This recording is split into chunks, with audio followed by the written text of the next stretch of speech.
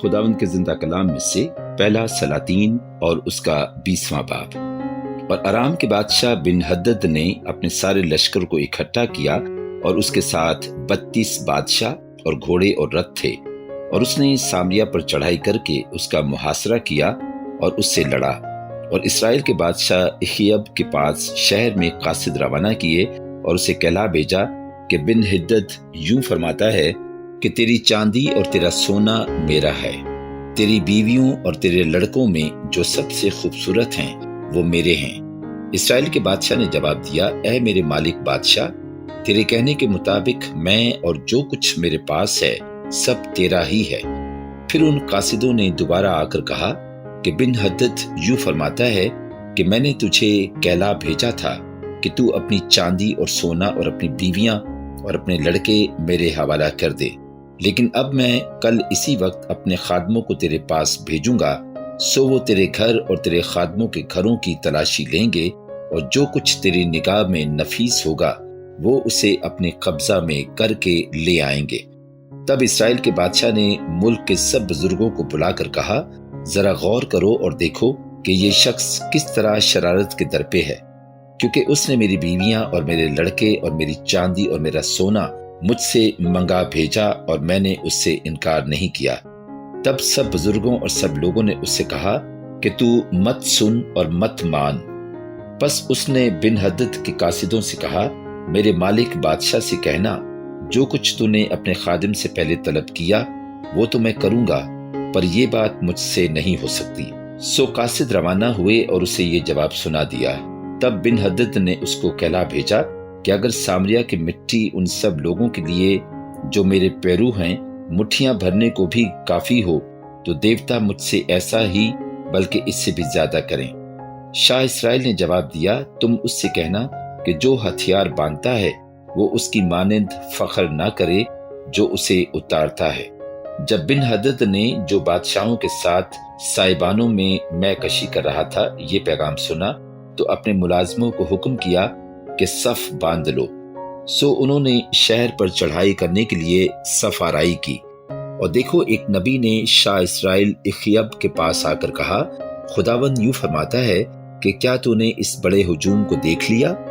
میں آج ہی اسے تیرے ہاتھ میں کر دوں گا، اور تو جان لے گا کہ خداوند میں ہی ہوں۔ تب اخیب نے پوچھا، کس کے وسیلہ سے؟ اس نے کہا، خداوند یوں فرماتا ہے کہ صوبوں کے سرداروں کے جوانوں کے وسیلہ سے۔ پھر اس نے پوچھا کہ لڑائی کون شروع کرے؟ اس نے جواب دیا کہ تو۔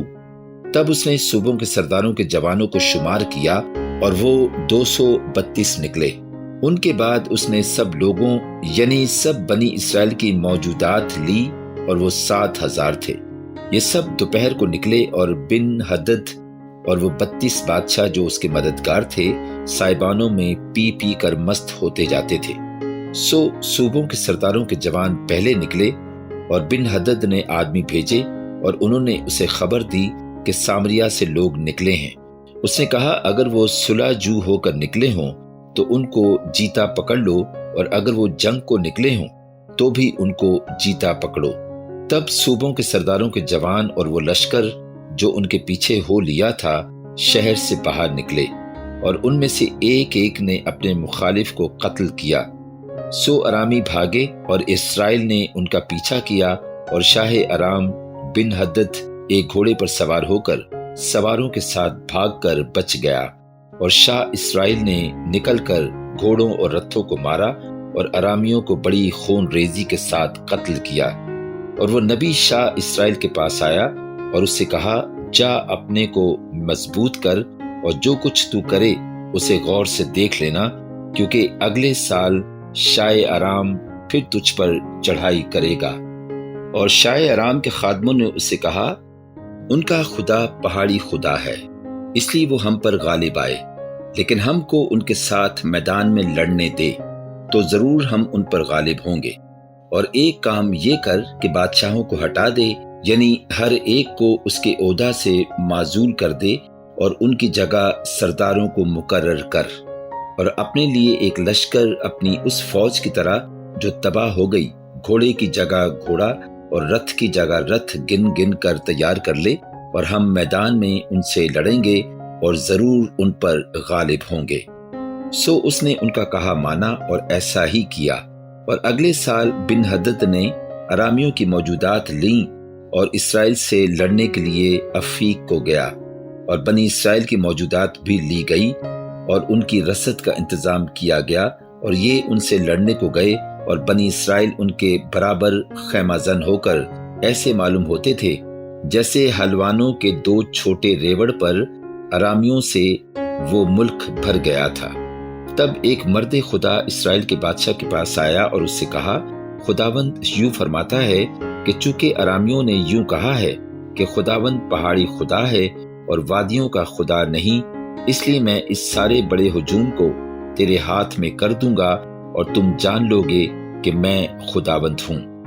اور وہ ایک دوسرے کے مقابل 7 دن تک خیمہ زن رہے، اور 7ویں دن جنگ چھڑ گئی، اور بنی اسرائیل نے ایک دن میں ارامیوں کے 1,00,000 پیادے قتل کر دیے، اور باقی افیق کو شہر کے اندر بھاگ گئے، اور وہاں ایک دیوار 27,000 پر جو باقی رہے تھے گری، اور بن حدد بھاگ کر شہر کے اندر ایک اندرونی کوٹری میں گھس گیا، اور اس کے خادموں نے اسے کہا، دیکھ، ہم نے سنا ہے کہ اسرائیل کے گھرانے کے بادشاہ رحیم ہوتے ہیں، سو ہم کو ذرا اپنی کمروں پر ٹاٹ اور اپنے سروں پر رسیاں باندھ کر شاہ اسرائیل کے حضور جانے دے، شاید وہ تیری جان بخشی کرے۔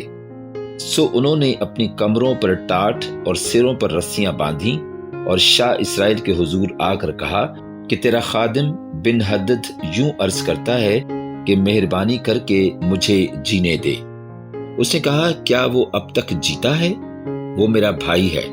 وہ لوگ بڑی توجہ سے سن رہے تھے، سو انہوں نے اس کا دلی منشا دریافت کرنے کے لیے جھٹ اس سے کہا کہ تیرا بھائی بن حدد؟ تب اس نے فرمایا کہ جاؤ اسے لے آؤ۔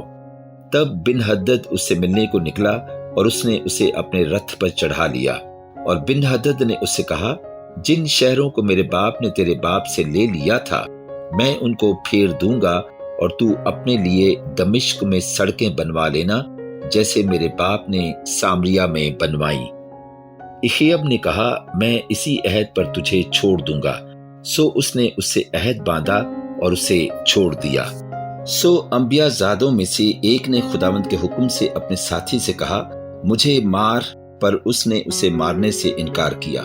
تب اس نے اس سے کہا، اس لیے کہ تو نے خداوند کی بات نہیں مانی، سو دیکھ، جیسے ہی تو میرے پاس سے روانہ ہوگا ایک شیر تجھے مار ڈالے گا۔